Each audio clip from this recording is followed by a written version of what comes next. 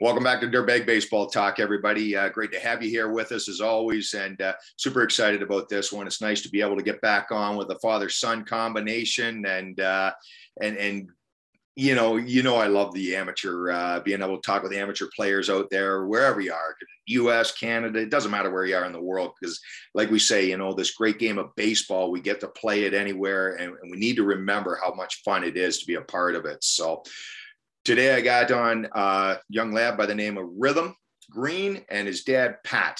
And guys, great to have you with it. Thanks for having us. Great stuff. So if you just want to let the audience know where you hail from and where you're coming in from today talking. We're from McKinleyville, California. So all the way from California. Love it. Way up north, about an hour south of the Oregon border on the coast. Okay, so you are not the California a lot of people think about. No, I can imagine. It's not a place you hear a lot of. So for sure. What size of a town would it be then, Rhythm, that you live in? What size is McKinleyville? It has like a population of 12,000. Yeah, roughly. Okay. Yeah, so it's pretty small. Yep, just a nice size, and you play Little League ball there. I know this summer you played Little League. You're getting ready to transition into the big field and the big leagues, I guess, if you want to call it that. So let's go ahead and talk about that a little bit. Your summer, your adventures, and I know your team did really well with the McKinleyville Little League. Just talk to the audience a little bit about how that was, how your summer went, how it went for you personally, as well as your team. It was really fun. We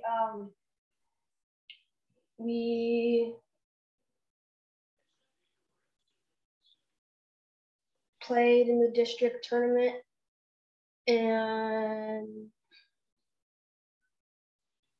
there wasn't much competition on the first tournament. And then we went on to sectionals. And then our championship, there's... Yep. Just keeps getting a little tougher the higher you go up, right? Yeah. How many tournaments have we won? What? How many tournaments have we won? 2. We won 2 tournaments, right? Yeah. Districts and sections, and then we played in the North. So California split into two states. Okay. It's a big state, so that makes sense. So we played in the North Cal state tournament as well and finished 4th place there. Nice, good stuff. And I know we had your teammate on there, Joe Tano, back in the summertime, and another great teammate of yours, as well as I'm sure a whole bunch of players and stuff like that. What's it like playing with the guys? You got a good group of guys to play with? Yeah, we have Joe, Hunter, Jake, Tate, Cody, Ethan, Bodie. Well, there's 2 Bodies. There's 2 Bodies. That's a Odin. team full of baseball names right there. That's awesome. Yes, sir. Yep. And what was one of your highlights, or maybe you had a couple of highlights when you went to states? What did you, maybe as a player, or what really stood out to you as you went into that state championship? I know the first game, I guess it was, you played a team that had beat you 2 years ago. Was that correct? No, we had beat them 2 years ago. Oh, you beat them. Okay. Yeah. What happened in that game? Tree's talking about Turlock. Oh, it was an 8-inning game for mostly 6-inning games, but 3.5 hours. Long Little League baseball game. That is a long game. Holy cow. You're dragging. So what's it like being a dad with all this ventures? And I know you grew up in the baseball world, Pat, and played it yourself, but now you're on the other side of it and you're doing it as the parent. What's it like for you to, sit back, or you could share anything with the other parents out there that are maybe watching this in the Dirtbag Nation? What kind of advice can you give them? Well, being a parent is the coolest thing I've ever done in my life. And I'm blessed that he loves sports in general, but particularly this sport. It's a passion for him. I know a little about the game, and I try to separate being his coach when it's proper to be his coach, and when he needs a a dad, you know, and I really try to separate those two things the best I can. I don't always succeed at that.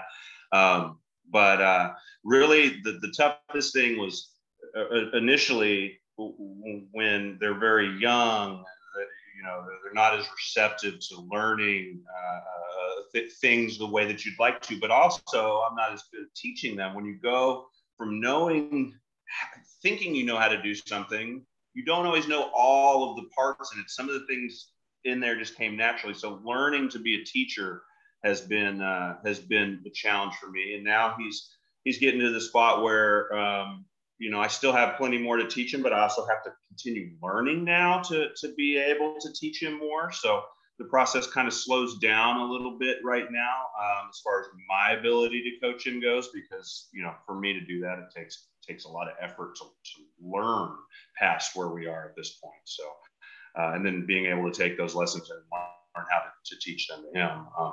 But, you know, I think for all the parents that are, you know, have baseball players, children that are baseball players and are really into it, I think a big key there is, if you're also coaching them, is to really try to separate, you know, being their parent and being their coach, and draw that line when where you can. And it is a challenge, isn't it? It's something that seems to happen within every practice or in every game or whatever. And it is, it's a part of the journey, and you really have to be aware of it and cognitive of it at all times, Pat. And it's great to hear you talking like that type of stuff. So obviously Rhythm, dad coaches you a little bit or whatever. And now what about your other coaches? You got some great coaches out there in McKinleyville, I hear. Yeah, we have Q, Kirby, and Carlos. And what is it? Great yeah, what is it those guys do that help make that game great for you, help make you get excited about coming to the ballpark? Let's give a little shout out to the coaches and stuff like that. What is it that they get, that you get excited and your teammates get excited, that they make fun for you guys? Well, they lift us up, and every practice we focus on stuff we need to work on for the first hour and a half, and then they make it so we can do something like we scrimmage or something. So because some of us don't think it's fun to work on mechanics all the time, so they want to keep us in the game, so they let us scrimmage, and they take us to round table to eat pizza and stuff. That's awesome. That is absolutely awesome. I love to hear you saying that, Rhythm. And I don't know your coaches yet or whatever that, but I couldn't be more proud of hearing about that type of stuff, that they're open-minded enough. And this is real important, Dirtbags, if you're a coach out there watching this with us right now. It's so important that you step back and realize that the age group that you're dealing with, and that it's amateur sports, it's youth sports, and that, just like Rhythm said, that's an honest, raw statement, Rhythm. And that's why I love having kids on here talking about it and sharing your story and your journey. And what you said is that, yeah, you're right. You don't always want to learn the mechanics. There's some days you just don't feel it right, or you want to learn it, but you don't want to have to spend hours and hours and hours at it. At some point, you just want to get after it and play a little ball, don't you? Mm-hmm. Yeah. And have a pool party every once in a while too. Hey, excuse me, you got to have the pool party for sure. So, and the pizza party, I love it. I love it. And I think, you know, if you're out there and you're in a big city watching this, you can still do it in a big city. But I can almost picture it, as you said it, Rhythm and Patrick, and the fact that McKinleyville, you said about 12,000 people, a small town, that family feel, that contagious energy of, hey, let's look after each other. Let's love each other. Let's look after each other. And then, hey, you know what? We're going to play a real good game of baseball when it's time to play baseball. When it's time to have some fun, we're going to have some fun. Would that be a fair statement? Yeah. Definitely a family vibe for sure. Yeah, for sure. And it's got to be exciting for you then, Pat, being able to go to the yard and know that you've got coaches that are really, really vested in your children, almost like parents themselves. Absolutely. They've been Quentin Carper, Jason Ryman, Carlos Avalar. They've influenced Rhythm a lot in baseball, and they've been very good to him and care about him as an individual. And I'm very grateful for that. Yeah, no question about it. So again, shout out to the boys for sure. So let's go ahead and talk a little bit about the next stage of your journey, big boy. You went from little league field to the big field, 60 feet pitching, 90 feet running. How's that transition been for you this fall? Well, it's really hard to hit because we have to swing drop threes. And the pitchers from 60 feet, the ball is going much slower. So I get out in front of it a lot. Yes. Yeah. You get a few rainbows coming in there, to you, instead of that straight fastball coming at you. Yeah. That's right. So, hey, do you pitch at all? Yeah, I pitched last Friday. Okay. And how did you feel that transition for you personally, going from, what was it, about 54 feet, I think you were in the summer, to, even just a month ago, really, to 60 feet, 6 inches? How have you found that transition for you? Well, what was Little League? Little League was 46 feet. So Little League's 46, and then you were doing what for travel? 50. 50. Oh, and, yeah. And so you moved to 60. How do you feel about that? Well, the first game wasn't against the best team, but I did pretty good. Yeah, you did really good. You can throw strikes from 60 and a half. Really yeah, I can tell you're being a little humble there. Good for you, man. That's a dirtbag right there. That's a great dirtbag quality, man. I love it. Don't ever lose it, dude. Don't ever lose it. I love it. Stay humble, stay true. It doesn't mean you don't love this game. It doesn't mean you don't love life, man. It's just the right way to act and conduct yourself. So I love it. How is it swinging the bat? Like you said, you went from a drop 8 to a drop 3. A little more weight in the old barrel there?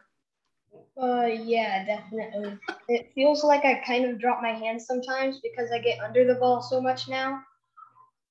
But sometimes it's just the pitches are coming in high because I'm kind of small for that league. Yeah. Zone is pretty small. Yeah. I mean, hey, lots of time to grow, big boy. But I mean, like we were talking about off air and that, hey, just think about cutting that ball in half, man. Get up there, take a good rip, man. Cut that ball in half and turn it loose for sure. So absolutely. It's got to be a big adjustment on the eyes and the mindset for you, Pat, just watching it and saying, whoa, what's happening here? The big field is a big change for a lot of kids. And it's kind of, it's where a lot of players probably get weeded out is what yes. I'm saying, from what I can see already. And, I'm watching kids. So he went from actually a drop 10 to a drop 3. So 7 ounce difference. It's considerable. Just yesterday or the day before, he was pretty honest when we were talking about his swing. He says, it kind of feels like it swings me sometimes, you see a lot of, you can tell that the heavy bat is on their mind. It reverts some of their older habits a little bit. It's interesting because the field's so much bigger, but all of a sudden all the small things might matter that much more is what it looks like to me. But he's adjusting great and sticking with it. And we're watching guys that, were absolute studs at the level they were at before that can't even hit the baseball out of the infield all of a sudden with the BB Core bat. So very interesting transition to watch, but very proud of how him and his teammates are doing with it. For sure. No, it is. It's amazing the difference, right? And you're right. You see it. It's amazing how much it shows up. Those players that we considered players at Little League, and they were players at Little Leagues for sure. But you're right. All of a sudden, it's like, oh, we're going to find out if you stay in this game or you leave pretty quick or whatever and stuff.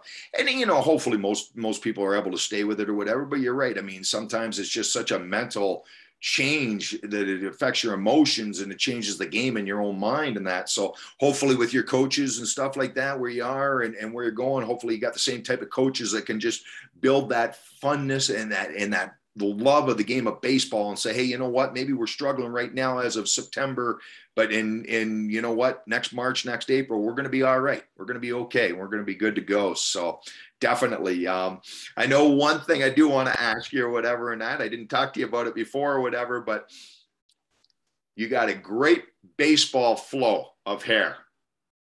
You got almost like the Bo Bichette going on there. It's not a mullet. No. It's a great flow. You got the great flow, but what do you got going on tomorrow that you got to get rid of the hair for? Picture day. Picture day at school. Picture day at school. So how far are you going off? I know you told me if you took the hat off, are you going like dad? Are you going dad ways? No, I don't know. I'm taking most of it off on the back and the side, but keeping some on the top. Not a lot though. There you go. There you go. He found 3 pictures to give to his barber today to hope that she can kind of work something in that area, you know. Yep. Little stylish little do he's going for, it looks like. No, that's awesome. That's awesome, man. And I know you're taking off right after the show, so I know time is tough and that. One thing I do like to always do rhythm with our youth athletes that are on with me and stuff like that. If you're willing to or whatever, I always like to do a rapid fire question and stuff like that. Hopefully you're cool with it. You want to go ahead and go for the round with me? Yeah. All right, brother. Rapid fire. You want him to answer quick then, right? Yeah. Quick and decisive. Sometimes you surprise me and I almost cut off the quickness because of you. I always get surprised on every episode, so it's awesome. So, all right, brother, let's have a little fun with it. So, favorite baseball team? The Cubs and the Padres. Okay. Okay. All right. Favorite player? Tatis. Favorite college baseball team? Kentucky. Wow. Kentucky. Why that? Because that's where my dad's from. Okay. Love it. Good for you, brother. Awesome, man. Favorite food? Pizza. Favorite TV show? All American. Okay. Favorite baseball glove? What company? What baseball company is your favorite one? If you're going to get up, what do you like? Mizuno. Mizuno. All right. Good. Favorite Little League team? My All-Star team. All right. Good stuff, brother. Good stuff. One last question. If you were the commissioner of all of baseball, MLB to the kids, for one day, what would you make mandatory for all players, parents, and coaches? I would make